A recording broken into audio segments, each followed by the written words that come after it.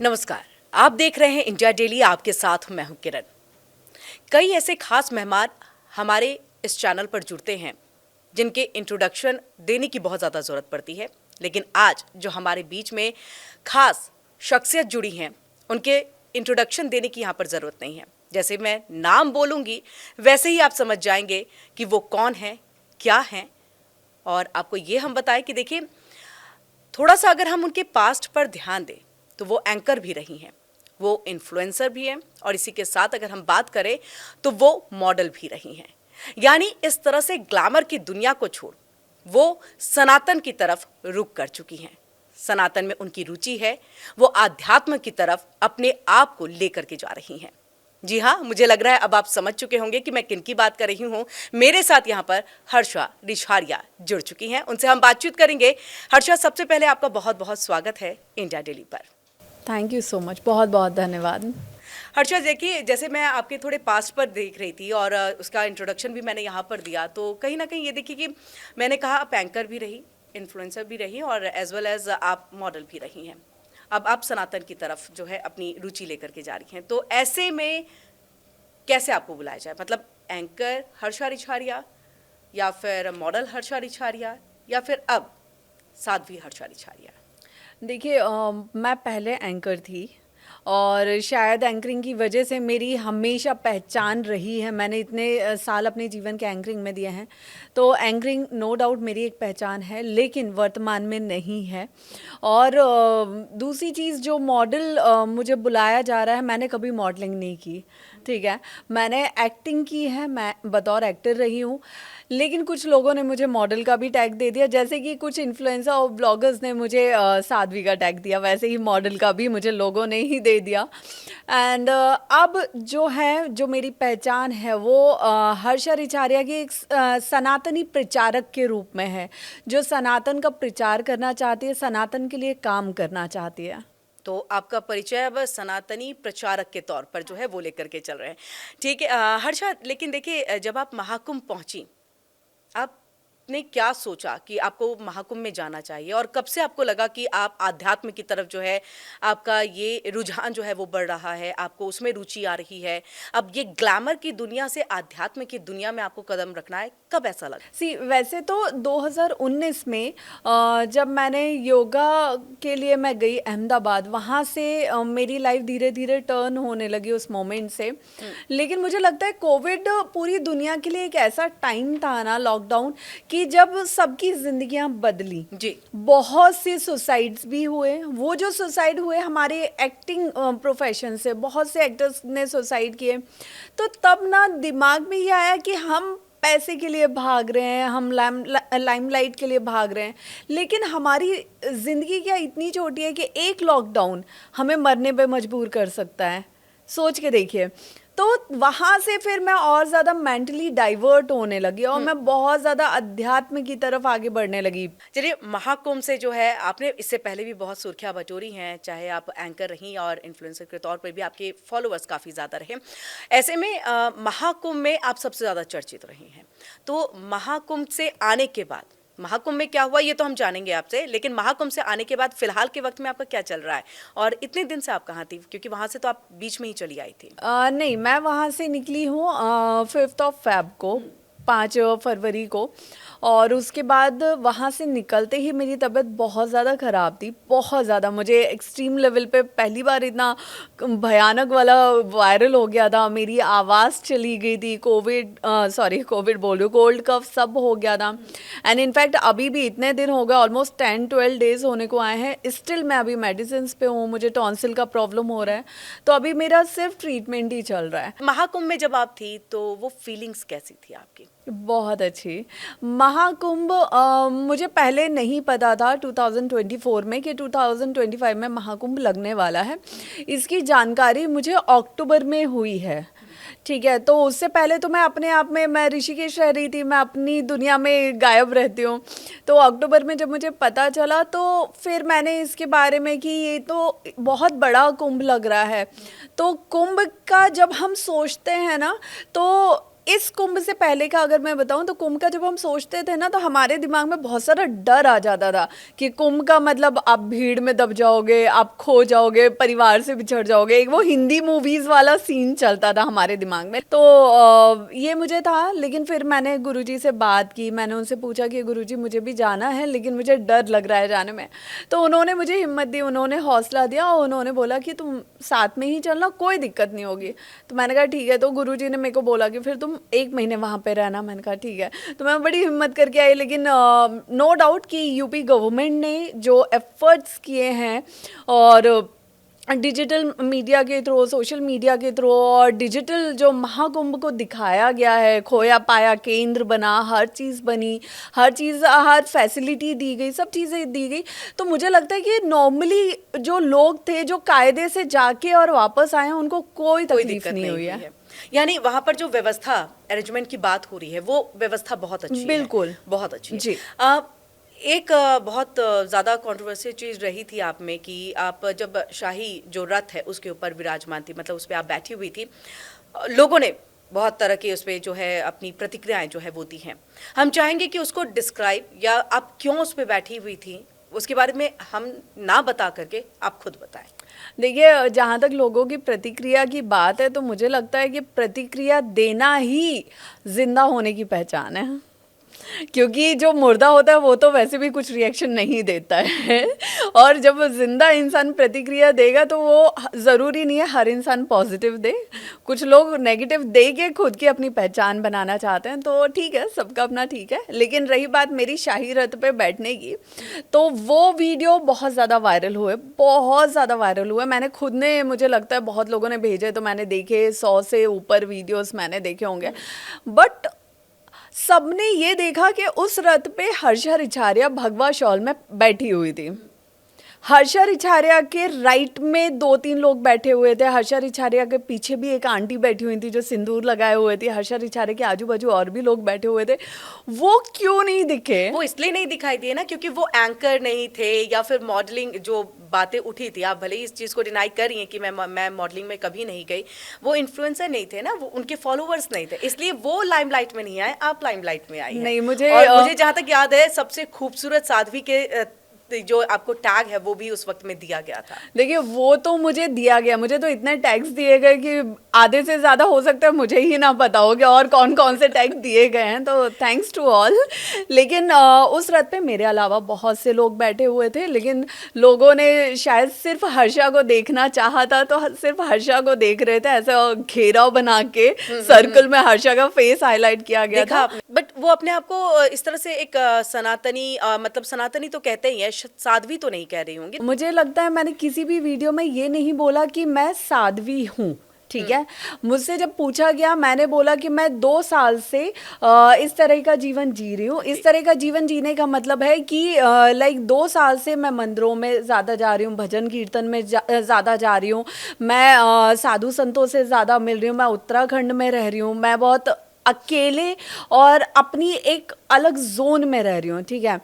अब उसका मेरे कहने का क्या मतलब है और आप मेरी बातों का क्या मतलब निकाल के लोगों तक पहुंचा रहे हैं, वो तो फिर उन लोगों पे, उन व्लॉगर्स और इन्फ्लुएंसर्स पे डिपेंड करता है। अच्छा, आप तो इसको क्या पॉजिटिव वे में लेकर के आप चल रही हैं, कैसे लेके चल रही हैं? मुझे एक बात बताइए, एक इंसान आप कैसे लेके चल रही हैं? इंसान होने के नाते हाँ। कोई भी इंसान, चाहे वो इमोशनल हो चाहे वो प्रैक्टिकल हो, वो अगर नेगेटिव में भी लेगा तो कितने दिन ले पाएगा, फिर तो वो मर ही जाएगा। तो इट्स बेटर कि अगर मुझे नेगेटिव दिखा भी, मैं डाउन भी हुई, मैं इमोशनल भी हुई, तो मैं उसको भी ना कुछ ही दिन मैंने लिया। अब मेरी हिम्मत नहीं है कि मैं और नेगेटिव लूँ, तो इट्स बेटर कि मैं हर नेगेटिव में भी पॉजिटिव ढूंढ लूँ जिससे मैं खुश रहूँ। आपने ये इमोशन की बात की, आपने कहा कि नेगेटिव कुछ टाइम के लिए मैं रही, तो मैं उस पल, उस क्षण को आप जानना चाहूँगी जिस वक्त में आप सबसे ज़्यादा जो है भावुक हुई होंगी, कोई बात आपको बहुत ज़्यादा ठेस जो है वो लगी होगी। मुझे अभी भी लगती है।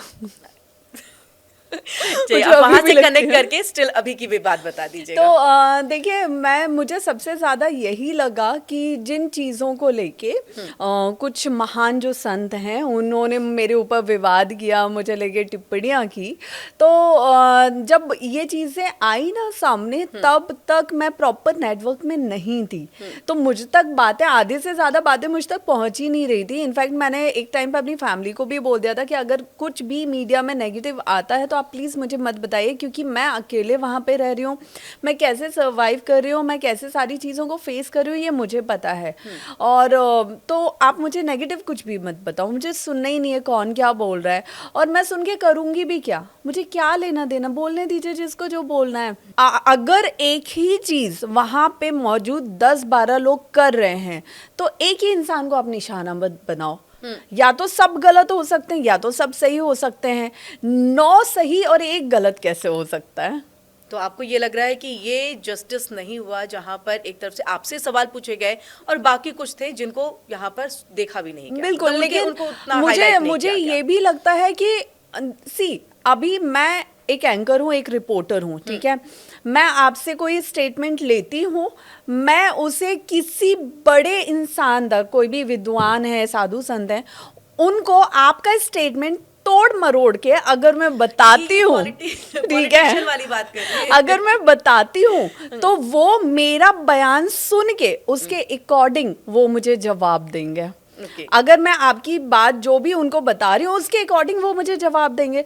तो मुझे लगता है कि उन साधु संतों की भी उतनी गलती नहीं है जो एक दो रिपोर्टर ने ये सारी चीजें की हैं, तो उसकी वजह से ये पूरा विवाद शुरू हुआ है। जब ये विवाद शुरू हुआ तो डेफिनेटली आपने बातचीत की होगी, और मुझे लग रहा है कि सबसे पहले आपने अगर बातचीत की होगी तो वो है अपने गुरु से, क्योंकि मन की शांति, अगर कुछ चीज़ें जो है थोड़ा विवाद चीज़ें आ रही हैं वो भी आध्यात्म से जुड़ करके, तो ऐसे में गुरुओं के पास जाते हैं। आप जब अपने गुरु के पास गए तो उन्होंने क्या कहा आपको, किस तरह से कहा कि आप नहीं रहिए, क्योंकि मुझे जहाँ तक याद है कि आप एक बार गई फिर वापस आप लौटी कि हमें नहीं जाना है, मुझे नहीं जाना। मैं एक्चुअली जब इमोशनल हो गई थी, मैं बहुत ज़्यादा डिस्टर्ब भी हो गई थी। उस टाइम पे मैंने गुरुजी से भी बात की, और मैं अपने पापा से हर चीज़ शेयर करती हूँ। मेरे पापा और मेरी बॉन्डिंग ऐसी है जैसे दो बेस्ट फ्रेंड्स की रहती है। तो मैंने पापा से भी बात की, तो मैं तो छोड़ने को तैयार हो गई थी, मैं जाती हूँ, मेरे को इतना, अगर मेरे रहने से किसी को इतना इशू हो रहा है तो इट्स बेटर कि मैं चली जाऊँ, मैं क्यों किसी के प्रॉब्लम की वजह बनूँ। तो मेरे पापा का ये था कि तुम वहीं रहो, तुम गलत नहीं हो ना, तो तुम वहीं रहो, और जितने दिन का सोच के गई हो उतने दिन रह के आओ, क्योंकि तुम ऐसे वापस आओगी ना तो लोग और तुम्हें टारगेट करेंगे और फिर गलत समझेंगे, तो इट्स बेटर कि तुम वहीं रहो। मैंने कहा ठीक है। फिर मैं गुरुजी से मैंने बात की, और गुरुजी से जब मैं लाइफ में पहली बार मिली थी ना, उस दिन उनको उस दिन से पता है कि मैं इमोशनल हूँ, ठीक है। तो उस दिन जब मैं उनसे मिली तो उन्होंने मुझे समझाया, उन्होंने मुझे स्ट्रांग रहने के लिए बोला, और उन्होंने मुझे शांत रहने के लिए बोला कि अगर कोई भी कोई प्रतिक्रिया दे रहा है तो आप शांत रहो और उनको देने दो, उनका उनके साथ, हमारा हमारे साथ, आप परेशान मत हो, आपको जैसे रहना है वैसे रहो।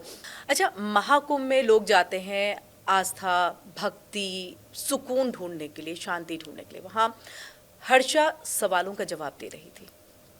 पेरेंट्स का तो जिक्र आपने कई बार किया कि पेरेंट्स ने आपको बहुत मोटिवेट किया है, सिखाया भी, और किस तरह से आपको जो है उन्होंने संभाला, फ़ोन पे संभाला, क्योंकि आपके पास वो थे नहीं, और ऐसे में किस तरह से फ़ोन पर आपसे बात करके आपको वो ढाढ़स बंधाया है कि हर्षा को वहीं रहना है, चाहे कितने भी सवालों की बौछार क्यों ना हो जाए। मुझे याद है कि एक दिन मैं बैठी हुई थी एंड मैं घर वालों से उस समय बात नहीं कर रही थी, क्योंकि मुझे ये लग रहा था कि जो मैं मेंटली डिस्टर्ब हुई हूँ, कहीं मैं उनको लाइक अग्रेसिवली कुछ ना बोल दूँ, तो मैंने थोड़ा बात करना कम कर दिया था। तो मुझे याद है कि सडनली मेरे भाई का मैसेज आता है कि पापा तुम्हारे पास पहुँच गए, पापा से मिल लो। एंड आई वाज लाइक पापा आ गए क्योंकि मैंने उनको स्ट्रिक्टली मना किया था कि आप मत आना, लेकिन मेरे पापा ऐसे हैं, मेरा भाई भी ऐसा है कि मैं अगर मना कर रही हूँ ना कि नहीं मैं अकेले हैंडल कर लूँगी अपनी सारी प्रॉब्लम्स, तो फिर वो उस समय मुझे नहीं छोड़ सकते हैं। तो जब मेरा रोने वाला वीडियो वायरल हुआ था तो उसके बाद सडनली मेरे पापा मुझे सरप्राइज देने आ गए थे। फिर वो 2-3 दिन रहे मेरे पास, तो वो हमेशा मतलब पूरी खबर मेरी रखते हैं, मैं बात करूँ नहीं करूँ, और उसके बाद जहाँ उनको लगता है कि हाँ यहाँ इसको ज़रूरत है, वहाँ वो मुझे मुझे बिना बताए आ भी जाते हैं क्योंकि उन्हें पता होता है कहीं ना कहीं डीपली मैं चाहती हूँ कि वो आ जाए। वो आ जाए, तो वो कनेक्शन हाँ जो है जी। वो देखने को। अच्छा हर्षा, आप जो यहाँ पर सवालों के जवाब महाकुंभ के अंदर में दे रहे थे, साथ में आपके पेरेंट्स अलग से उनको आंसर देने की जरूरत पड़ी थी, कई मीडिया वाले जो है, पत्रकार जो है, उनसे बात कर रहे थे, तो उन्होंने कभी भी कहा एक भी जैसे आपको लगा कि कहीं मैं रूडली कुछ कह ना दूं क्योंकि मैं परेशान हूं, मेंटली थोड़ा सा तो कभी ऐसा लगा कि आपके पेरेंट्स ने आपको थोड़ा सा रूडली कुछ कहा हो कि तुमने क्यों चेंज कर लिया, क्या जरूरत थी तुम्हें जाने की महाकुंभ में, तुम उत्तराखंड में ही ठीक थी, ऋषिकेश में ही रह जाती, मतलब इतने सारे आश्रम है, मन की शांति चाहिए तो आप वहां ले लेती, क्या जरूरत है? मेरे पेरेंट्स स्पेशली मेरे पापा, मेरा भाई, माँ तो देखिए ऐसा नहीं है कि मेरी मम्मी सपोर्ट नहीं करती हैं, लेकिन माँ का दिल तो माँ का दिल होता है। हाँ। वो प्रैक्टिकल से ज़्यादा वो इमोशनल होता है ना। तो वो उनको ये लगता है कि बेटा तुम वहाँ परेशान हो रही हो ना, तो तुम घर आ जाओ, मत वहाँ पे परेशान हो। लेकिन पापा और भैया का ये रहता है कि नहीं, अगर तुम्हारे अगेंस्ट कोई बात उठी है, कोई उंगली उठी है और तुम गलत नहीं हो, तुम्हें पता है, तुम्हारी फैमिली को पता है, तो तुम्हें उसका जवाब जब तक तुम नहीं दोगे और खुद को सही साबित नहीं करोगी तब तक तुम वापस नहीं आओगे वहां से। रिश्तेदारों का रिएक्शन कैसा रहा? मतलब क्योंकि देखिए पेरेंट्स तो बेटी का साथ दे रहे हैं, एक इंडिपेंडेंट हर्षा के पीछे उनके पापा मम्मी भाई जो है वो सब है, जो रिलेटिव्स हैं, क्योंकि सबसे ज़्यादा अगर कोई घर में कुछ प्रॉब्लम क्रिएट करने हैं तो वो रिलेटिव्स होते हैं, तो आप कि इसमें भी कुछ रहा कि रिलेटिव्स ने आके कि आप बेटी को क्यों जाने दे रहे, क्योंकि फैमिली बैकग्राउंड की आप बात कर रहे हैं, तो ऐसे देखिए में किसी ने मुझे कुछ- इस पूरे सिनेरियो में एक चीज़ लगी है, जितना साथ मेरे पापा मम्मी भाई ने दिया है उतना साथ मेरी दादी, जिनके पास सडनली गांव में मीडिया पहुंच गई, तो मेरी दादी, मेरे चाचा जी वगैरह, चाची, सब बहुत खुश थे, सब बहुत सपोर्टिव थे और सब ऐसे सबको फेस करने के लिए रेडी थे कि हमारी बेटी के लिए कुछ नहीं बोलोगे, वो जो कर रही है बिल्कुल सही कर रही है। हाँ, नो डाउट कि आपके अगर 100 रिश्तेदार हैं तो 100 के 100 कभी आपको सपोर्ट नहीं करते हैं। कुछ रिश्तेदार होते हैं, जैसे 100 में से ये समझिए कि 50 आपको सपोर्ट कर रहे हैं और 50 नहीं कर रहे हैं, लेकिन उन जो नहीं कर रहे हैं ना 50, उनमें से भी ऐसे होते हैं कि 25 आपके मुंह पे बोलेंगे, गलत बोलेंगे, और 25 ऐसे हैं जो आपसे बोलना ही बंद कर देंगे। अच्छा, ये तो रिलेटिव्स की बात हो गई, रिश्तेदारों की बात हो गई, कुछ दोस्तों ने साथ नहीं दिया आपका? जो मीडिया में चीजें भी आई थी कि दोस्त ही कह रहे थे सनातन से तो कोई कनेक्शन नहीं, और दोस्त को बहुत बेहतर तरीके से समझ जाते हैं, तो उनके लिए क्या ठोस आप यहाँ पर कहना चाहेंगे? To be very very honest, मेरे एक तो 2-3 ही फ्रेंड्स हैं मेरे, मैं ज़्यादा, मतलब मुझे ईश्वर ने ऐसी मेरी प्रकृति बनाई है, ऐसा मेरा नेचर बनाया है, मैं ज़्यादा दोस्त नहीं होते हैं मेरे, कभी नहीं रहे हैं, स्कूल टाइम से लेके आज तक मेरे ज़्यादा दोस्त रहे ही नहीं हैं। मेरे 2-3 फ्रेंड्स हैं, वो तो अभी मीडिया में आई ही नहीं है। वो आ जाते तो आपको शायद ये दिखता कि दोस्ती होती क्या है। दोस्त वो होता है ना मैम, जो अपने दोस्त के लिए दुनिया से लड़ जाए, अगर वो सही है तो लड़ जाए, अगर वो गलत है ना तो वो दुनिया के सामने लड़ जाएगा, भले ही कॉर्नर में जाके उसको 2 थप्पड़ लगाएगा कि तूने ये गलती कर दिया। तो मेरे दोस्त तो अभी तक मीडिया में आए नहीं। हाँ, जो 1-2 लोग टीआरपी के लिए, जो मैंने 1-2 वीडियोस देखे, जो लोग स्पेशली अपनी सिटी से निकल के महाकुंभ के मीडिया सेंटर पहुंचते हैं और पहले मीडिया को ये बोलते हैं कि हम उनके करीबी दोस्त हैं, और फिर मीडिया से उन्हीं की बुराई कर रहे हो, जिनका करीबी दोस्त आप बता रहे हो उन्हीं की बुराई कर रहे हो।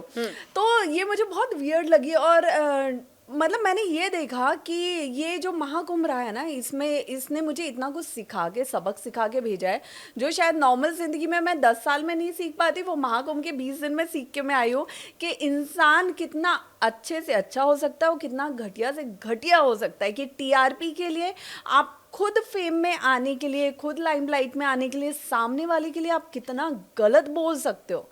जिस भी इंसान ने जो 12-15 सालों से मेरे कांटेक्ट में नहीं है, वो आगे सडनली मीडिया में टीआरपी के लिए, अरे मैं तो उसका करीबी दोस्त हूँ, और फिर उसी की बुराई करो। अरे कम से कम दोस्ती का पार्ट तो पढ़ के आओ, दोस्ती क्या होती है वो जान के तो आओ।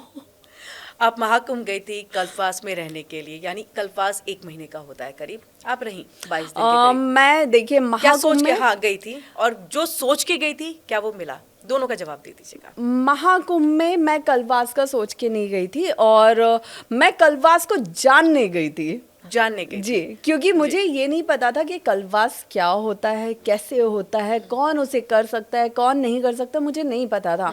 तो मेरे अंदर ये सवाल था कि कलवास होता क्या है, कलवासी होते कौन है, कलवासी कैसे रहते हैं। मैं हर चीज़ जानने गई थी, मैं कलवास को समझने गई थी। कभी महाकुंभ में जाने से पहले मेरे दिमाग में, कुछ दिन पहले मेरे दिमाग में विचार आया मैं भी कलवास करूँगा। फिर मैंने खुद से सोचा कि नहीं, जिस चीज़ के बारे में मुझे ज्ञान नहीं है उसको मैं रख लूँ, मुझसे गलतियाँ हो जाएं। या मैंने ऐसा भी सुना कि कलवास अगर आप एक बार शुरू करते हैं तो आपको अगले 12 साल तक वो कंटिन्यू हर साल करना पड़ता है, और 12 साल बाद जो दूसरा महाकुंभ आएगा उसमें ही आप उसे समाप्त कर सकते हैं। तो जब तक मुझे वो चीज़ें क्लियर नहीं थी तब तक मैंने सोचा कि मैं अभी कलवास नहीं करूंगी, मैं उसके बारे में पहले पूरा ज्ञान लूंगी। हम जाते हैं ना, हम पूरी फैसिलिटी के साथ जा रहे हैं, ठीक है। हम जाने के लिए हमारे पास गाड़ियां हैं, रहने के लिए अच्छे कॉटेज, कुटिया, शिविर है, सब चीज़ें। लेकिन जो असली कलवासी है, असली सही मायने में कलवास है, वो एक ऐसा कलवास होता है ना जिसमें आप एक कठोर तपस्या करते हो, जिसमें आप इतने किलोमीटर्स पैदल चल रहे हो, 30, 40, 50 किलोमीटर एक दिन में पैदल चल रहे हो। आप अपना एक टाइम खाना खा रहे हो, वो भी खुद बना के चूल्हे पे खाना खा रहे हो। आप एक बिना बिस्तर के सिर्फ रेत के ऊपर, या वो कुसा थी, कुसा के ऊपर आपने गद्दा बिछा दिया और उसमें ज़मीन पे सो रहे हो, घाट किनारे, वो भी। तो मुझे लगता है कलवास एक ऐसी तपस्या है ना जो नॉर्मली मुझे अभी करने में, कलवास करने में मुझे पहले उस लायक बनना पड़ेगा। इतना आसान नहीं है कलवास करना। अच्छा, ये आपने बहुत अच्छी बात कही कि देखिए मैं वहाँ पर कलवास करने नहीं गई थी, उसको समझने के लिए गई थी। तो जब आप शाही रथ पर बैठ रही थी तो लगा नहीं कि पहले मुझे इन चीज़ों को समझना चाहिए, फिर उस पर बैठना चाहिए, क्योंकि एक तरह से वो पेशवाई, क्योंकि वो तस्वीर आज भी जो है हम सबके जहन में है, और सवाल मुझे लग रहा है वहीं से चीज़ें जो है, विवाद जो है वहीं से खड़ा हुआ था, और उसी के बाद से ऐसा लग रहा है। तो नहीं लगा था कि मैं जाते के साथ किस तरह से इसके ऊपर में मैं बैठूँ और क्यों बैठूँ, कहीं ऐसा ना हो मैं विवादों में आ जाऊँ। क्योंकि देखिए आप जिस फील्ड से गई उसमें, तो कहीं ना कहीं आपको इस बात का एहसास है कि किस तरह से कंट्रोवर्सी जो है वो तुरंत इमीडिएट खड़ी हो जाती है आपके एक शब्द से, आपके एक एक्शन से। तो नहीं लगा था कि ये कुछ गलती हो गई हमसे, और उसका एक नतीजा रहा। मुझे नहीं लगता कि मुझसे कोई भी गलती हुई है, क्योंकि सबसे पहली चीज़ देखिए, मैं किसके सानिध्य में गई थी, अपने गुरुजी के सानिध्य में। उन्होंने जैसा मुझे समझाया, जैसा बोला, मैंने वैसा किया। जब तक आप जिस भी अखाड़े की पेशवाई में जा रहे हो, जिस भी अखाड़े की तरफ से आप जा रहे हो, जब तक आपके गुरु का कोई आदेश नहीं होगा आप वो काम नहीं कर सकते हो। और मैं तो इतनी मैं कह सकती हूँ कि मैं इतनी अंधभक्त तो हूँ ना अपने गुरु के लिए, अपने ईश्वर के लिए, अपने पेरेंट्स के लिए, कि मुझे अगर कोई कुछ बोल देता है ना तो मैं उस पर सवाल नहीं करती हूँ। उन्होंने बोल दिया तो वो मतलब फिर करना है। चलिए, ये एक कहते हैं ना कि एक मैसेज जो है आप यहाँ के जरिए जो है आप लोगों तक भी पहुँचा रही हैं कि मेरी गलती थी, नहीं थी, आपने क्या समझा, ये सारी चीज़ें। लेकिन अब जब आपको एक तरह से, अभी भी आपको साध्वी कह रहे हैं, सनातन प्रचारी तो नहीं कहा जा रहा, साध्वी कह रहे हैं, साध्वी हाँ, हर्षा मैं कितना भी रिशालिया। सोशल मीडिया या मीडिया से मैं कितनी भी क्लियर कर रही हूँ कि मैं साध्वी नहीं हूँ, लेकिन तब भी अभी मैं जहाँ भी जा रही हूँ लोग अभी भी पैर छू रहे हैं, लोग अभी भी साध्वी हर्षा के नाम से ही मुझे बुला रहे हैं। तो देखिए अब इससे क्या है, उम्मीद बढ़ जाती है। सनातन के लिए आगे आप क्या करने वाली हैं? सनातन के लिए ही अब मैं सब करने वाली हूँ। तो मैंने कुछ चीज़ें प्लान की हैं, तो आने वाले टाइम में मुझे लगता है कि वो सबको देखने को मिलेगी। लेकिन मेरी अब से मेरी जिंदगी, थोड़ा सा आप बताइए। मेरी जिंदगी का जो भी सफ़र है वो सिर्फ सनातन के रास्ते पे ही चल के आगे जाएगा। उसमें युवाओं को ज़्यादा से ज़्यादा खुद से जोड़ना और अपनी संस्कृति को एक बहुत बड़े प्लेटफॉर्म के माध्यम से सबके सामने लाना, युवाओं को इस संस्कृति, इस धर्म का महत्व समझाना, यही मैं करना चाहती हूँ। देखिए आपने यही तो कह दिया है, लेकिन एक और यहाँ पर जो है आपका, जो हम पास्ट लाइफ थोड़ा सा देखें तो उसमें मेरी पास्ट लाइफ में गलत क्या था, मुझे आप ये बताइए। नॉट एट ऑल, मैं गलत की बात नहीं करी, उससे जुड़ा एक सवाल पूछने जा रही हूँ मैं। उससे जुड़ा ये सवाल है कि लाइट कैमरा एक्शन, अब क्या इसको लेकर के आपकी कोई प्लानिंग है? मैंने पास्ट लाइफ में कुछ भी गलत नहीं किया। नहीं, कोई एक इंसान ये दिखा बता नहीं सकता। सिर्फ मेरी वेस्टर्न ड्रेसेस के वीडियो वायरल करके उस पे लिखे अरे साध्वी हर्षा जी पहले ऐसे रूप में थी। साध्वी हर्षा जी पहले साध्वी नहीं थी और अभी भी साध्वी नहीं है। तो अभी भी मैं जीन्स टॉप पहन के निकल सकती हूँ, लेकिन मुझे क्या पहनना ये मेरी चॉइस है, राइट। तो आने वाले टाइम में जो भी चीज़ें रहेंगी वो अध्यात्म के लिए रहेंगी, धर्म के लिए रहेंगी। तब भी मैं धर्म के लिए सोचती थी, लेकिन अब मैं धर्म के लिए समर्पित तो हो चुकी हूँ। तो वो जो मेरा प्रोफेशन है वो मैंने छोड़ दिया है। आखिरी क्वेश्चन मैं चलते चलते आपसे ये पूछना चाहूंगी कि देखिए, महाकुंभ में जो भी गया है उसे कोई ना कोई बड़ा एक ऑफर मिला है। आप समझ रही होंगी कि मैं किसकी बात कर रही हूँ। तो आपको भी क्या कोई ऐसा ऑफर मिला है, और अगर ऐसा कोई ऑफर अप्रोच कोई करता है तो आगे आपका क्या रिएक्शन है उसके लिए? मुझे अभी तक काफी जगहों से कुछ ऑफर्स आए हैं जिनके लिए मैंने मना कर दिया है, क्लियर मना किया था। जब मैं महाकुंभ में भी थी तब भी ऑफर्स आए थे, तो मैंने अभी फिलहाल मना किया हुआ है। आगे क्या होगा वो मुझे नहीं पता, लेकिन मैंने अभी सबको क्लियर मना किया हुआ है। अभी मना कर दिया हाँ आपने। बहुत बहुत शुक्रिया हर्षा रिछारिया हमारे साथ यहाँ पर ये तमाम बातचीत करने के लिए, और आपसे बात करके बहुत अच्छा लगा है। और उम्मीद है कि आप आध्यात्म में और सनातन में कुछ अच्छा करेंगे। आगे की आपकी प्लानिंग जो है अच्छी रहेगी। इसके लिए आने वाले दिनों के लिए आपको ऑल द बेस्ट, और बहुत थैंक यू सो मच हमारे साथ यहाँ जुड़ने के लिए। और इसी के साथ फिलहाल एक छोटे से ब्रेक के लिए रुकते हैं।